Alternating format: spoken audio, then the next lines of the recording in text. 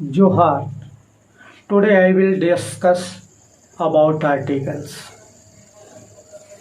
आप जानते हैं आर्टिकल है क्या? What is article?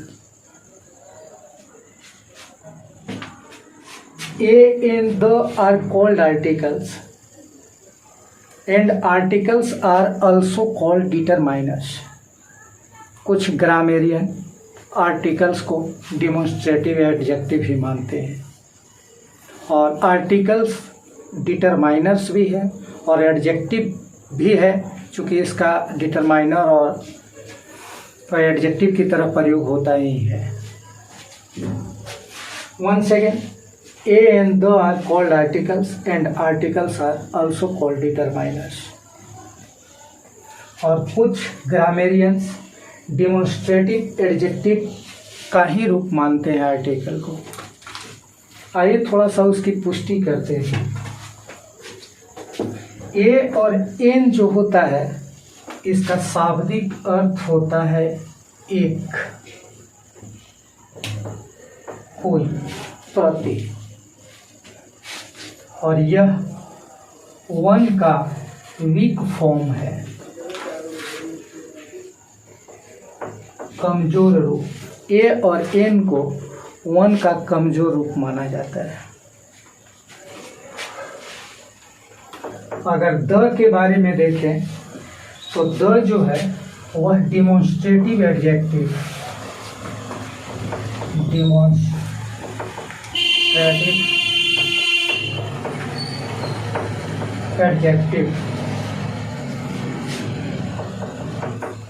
दिस और दैट का कमजोर रूप माना जाता है।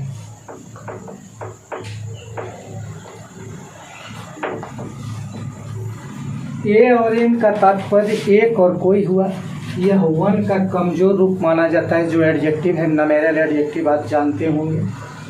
और द जो है वह डेमोन्स्ट्रेटिव एडजेक्टिव, दिस और डैट का कमजोर रूप, वीक फॉर्म माना जाता है। ए और एन का अपना अर्थ होता है एक या कोई, लेकिन द का कोई अर्थ नहीं होता। लेकिन द के बारे में एक कॉमन चीज़ है, आपको जानना चाहिए। द का प्रोनाउंसिएशन करते हैं तो वहाँ हम देखते हैं कॉन्सोनेंट और वॉवेल।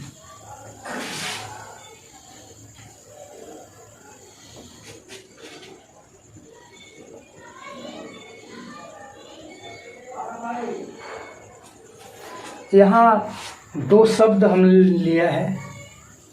पहला है द काउ। ये जो शब्द शुरू हुआ है यह कॉन्सोनेंट से शुरू हुआ है, तो इसलिए इसका प्रोनाउंसिएशन द होगा, द काउ। लेकिन यही जो द का प्रयोग हुआ है वह वॉवेल से शुरू होने वाले शब्द के साथ हुआ है, इसलिए इसका प्रोनाउंसिएशन दी होगा, दी एप्पल। पहला जो कॉन्सोनेंट के साथ द का प्रयोग हुआ है उसमें द काउ पढ़ा जाएगा, और दूसरा जो वॉवेल के साथ शुरू हुआ है, लगा है, उसको दी पढ़ा जाएगा। ऐसा नियम है अकॉर्डिंग टू ग्रामर। एक और द का प्रयोग करते हैं, वो भी बहुत ही कॉमन है, उसको भी जानना चाहिए।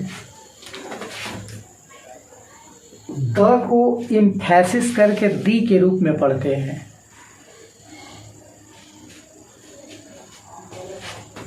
जैसे this is the boy who stole my pen, जोर देने के लिए दिस इज।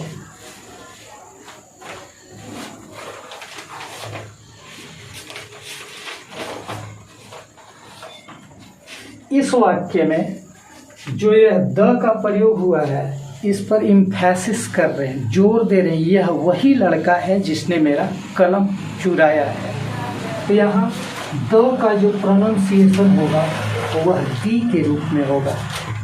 कितना अच्छा लगा कि द को हम लोग मॉडिफाई किए तो 3 प्रोनाउंसिएशन आया, द, दी और दी। यानी कहने का तात्पर्य है कि द का प्रयोग जब कॉन्सोनेंट से शुरू होने वाले शब्द के साथ होगा तो वह द पढ़ा जाएगा। वहीं भौवेलिक शब्द के साथ, भौवेलिक वर्ड के साथ अगर उसका प्रयोग होगा इंडिपेंडेंट के रूप में तो वह दी पढ़ा जाएगा।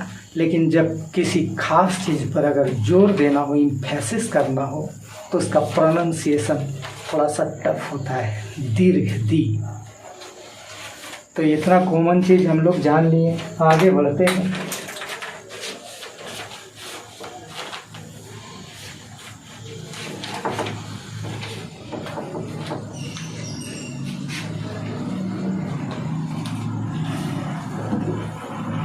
एक बार फिर से ए एंड द को आर्टिकल्स कहते हैं। आर्टिकल्स डिटरमाइनर्स होता है और तमाम डिटरमाइनर्स एडजेक्टिव की तरफ प्रयोग में होते हैं। तो ये तीनों कॉमन शब्द हैं, adjective, articles, determiners. There are two types of articles, indefinite and definite. Indefinite articles means an are called indefinite articles because it doesn't point out particular person or thing। कहने का तात्पर्य है कि ए और एन को indefinite article कहते हैं क्योंकि यह किसी खास वस्तु या व्यक्ति को इंगित नहीं करता है, बोध नहीं कराता है। जैसे ए बॉय, कोई लड़का, वह सर्टेन नहीं है, अनसर्टेन है। कोई लड़का, I don't know who is at the door, I don't know. A boy came to see me, I don't know who is he, वह कौन है। तो यहाँ ए का तात्पर्य कोई लड़का हुआ। ए बॉय मीन्स कोई लड़का, एनी बॉय। तो हम कह सकते हैं कि इंडिफिनिट आर्टिकल ए और एन को इसलिए कहा जाता है क्योंकि ये किसी खास व्यक्ति या वस्तु का बोध नहीं कराते हैं। वहीं अगर द के बारे में बात करें तो definite articles it points out particular person और thing, so it is called definite article. The को डिफिनिट आर्टिकल कहा जाता है क्योंकि यह किसी खास निश्चित वस्तु या व्यक्ति को इंगित करता है, बोध कराता है।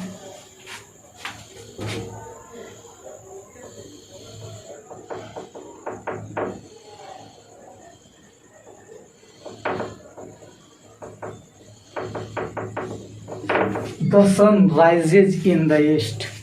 तो ये यूनिक थिंग है, स्पेशल, यूनिक। संसार में एक ही सूरज है। तो इस खास चीज का जिक्र कराने के लिए इसके पहले द का प्रयोग। तो आइए थोड़ा सा जानते हैं कि ए और एन और द का प्रयोग कहाँ होता है, किस तरह से होता है और कहाँ हम लोग गलती करते हैं, प्रतियोगी परीक्षाओं में अक्सर मिस कर जाते हैं।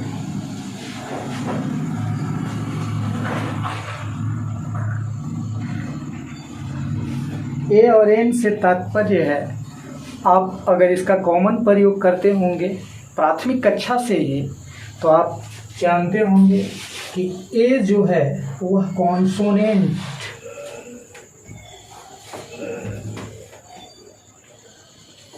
व्यंजन से शुरू होने वाले और एन जो है वह vowel A, E, I, O, you से शुरू होने वाले शब्द के साथ करते हैं। जैसे a boy, a girl, a boy, a girl,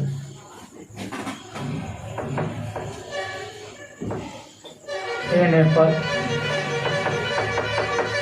N N.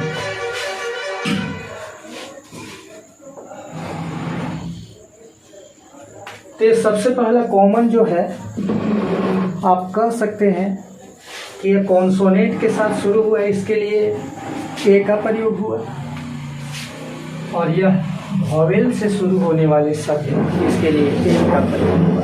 इतना ही काफ़ी नहीं है, आपको इसका फैक्ट जानना होगा जहाँ हम लोग मिस करते हैं।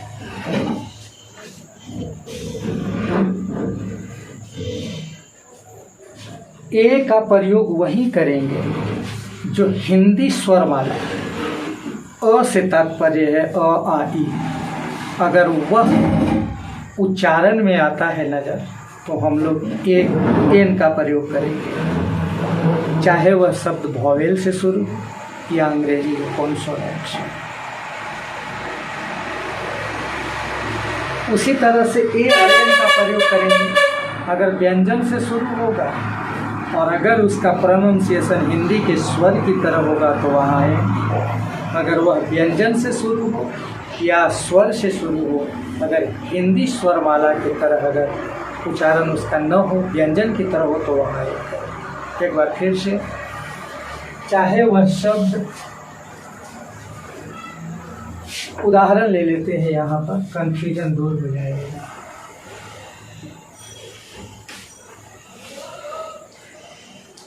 एक शब्द हमने यहाँ रखा यूनिक। अब गौर कीजिएगा तो यह वॉवेल से शुरू तो हुआ है, लेकिन इसका उच्चारण हिंदी स्वर से मेल नहीं खाता। यह जो है वह व्यंजन माला के अंतर्गत आता है, इसलिए इसके पहले हम लोग ए का प्रयोग करेंगे। वहीं आवर, यह सब कॉन्सोनेंट से शुरू हुआ है इंग्लिश में, लेकिन इसका उच्चारण देखेंगे तो एच जो है वह साइलेंट हो जाता है और इसका उच्चारण आवर होता है, जो यह हिंदी के स्वरमाला प्रोनाउंसिएशन में नजर आता है। तो इसलिए इसके पहले हम लोग एन का प्रयोग करेंगे। बस यही कंफ्यूजन दूर करना था जो अक्सर ही हम लोगों को होते रहता है।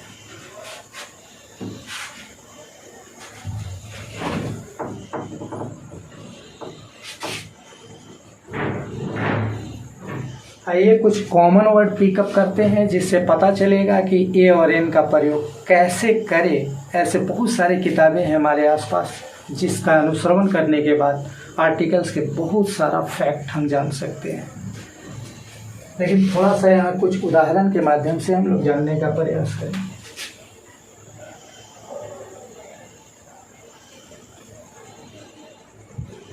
ये सामान्यतः जो शब्द है इसके पहले ए लगा देंगे, इसके पहले भी ए लग जाएगा, चूंकि यह कॉन्सोनेंट वर्ड से शुरू हुआ है।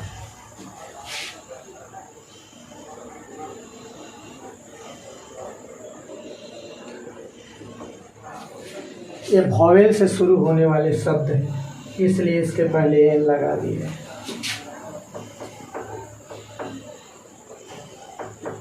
एलिफेंट, ये भी आपका वॉवेल से शुरू हो रहा है, इसलिए इसके पहले एन लगा दिए। लेकिन कहाँ दिक्कत होती है?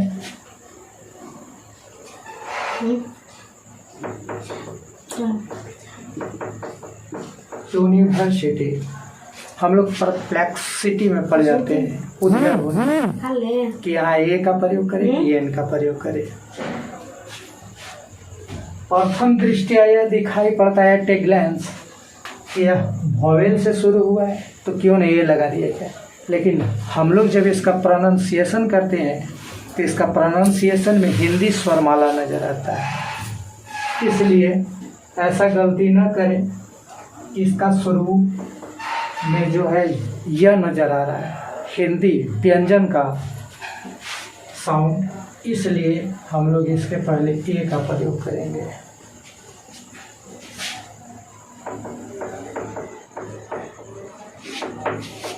वहीं देखिए ए में एक एब्रिविएशन वर्ड है कॉन्ट्रैक्टेड। अब अगर इसका प्रोनाउंसिएशन करेंगे तो इसमें एम ए, और ये जो शब्द है ये स्वर साउंड है, वॉवेल साउंड, इसलिए इसके पहले हम लोग एन का प्रयोग करेंगे। तो तमाम जो एब्रीविएशन वर्ड्स होंगे उसको हम लोग देखेंगे। HDO, अब इसका हम लोग उच्चारण करेंगे, प्रोनाउंसिएशन।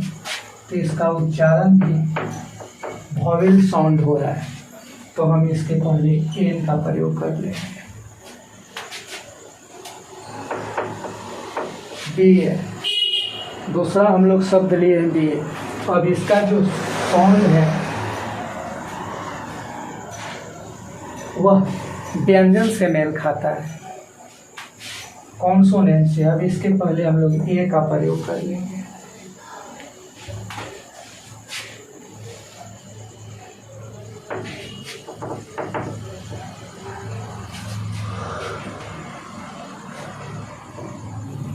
तो अभी हम लोग हंसते हंसाते सीख लिए ए और एन का प्रयोग कैसे करें।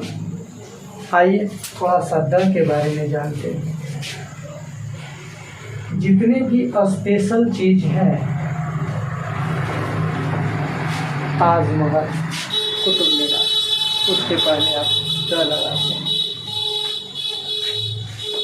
As for example the Taj Mahal.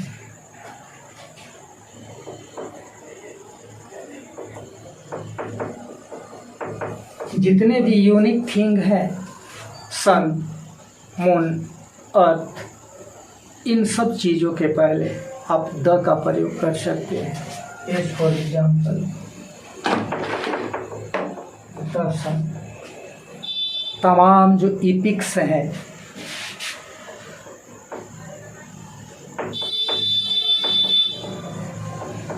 ग्रंथ, रामायण, गीता, कुरान, बाइबल, इसके पहले आप द का प्रयोग कर सकते हैं।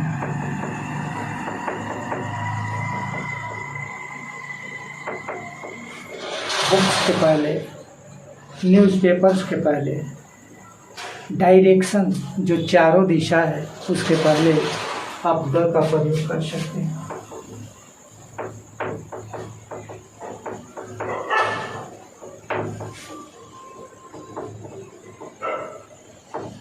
यहाँ मैंने न्यूज शॉर्ट में लिख दिया, नॉर्थ, ईस्ट, वेस्ट और साउथ, इसके पहले आप द का प्रयोग कर सकते हैं। आज के लिए इतना ही। उम्मीद है आपको बहुत अच्छा लगा होगा। अगर आपको ये तमाम इन्फॉर्मेशन, ये जानकारियाँ अच्छी लगी तो हमारा चैनल को सब्सक्राइब और लाइक ज़रूर कर दें। Thank you.